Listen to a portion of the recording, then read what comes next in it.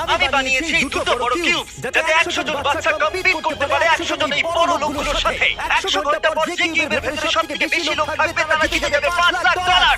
100 জন বাচ্চা তাদের প্যারেন্টসদের সাথে কম্পিট করতে চলেছে। আমাদের এখানে বন্ধ করে দেওয়া হয়েছে, দরজাও বন্ধ আছে, এখানে শুধু আমরা আছি। তোমরা কি বড়দের জিততে দেবে? তোমরা ওই বাচ্চাগুলোর কাছে হেরে যাবে না তো?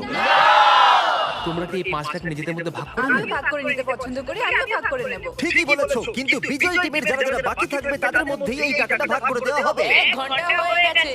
এখনো অব্দি আমার মাথা তো ঠিকঠাকই আছে। টেনশন চ্যালেঞ্জ 1 ঘন্টা সম্পূর্ণ হলো আর আমি $1,000 দিতে তৈরি যদি কেউ বাইরে যেতে চাইতো। আর এরপর কেউ এই চ্যালেঞ্জটা সম্পূর্ণ না হওয়া পর্যন্ত কোনো টাকা পাবে না। সিদ্ধান্ত নেওয়ার জন্য 60 সেকেন্ডই আছে আর উল্টোটা শুরু।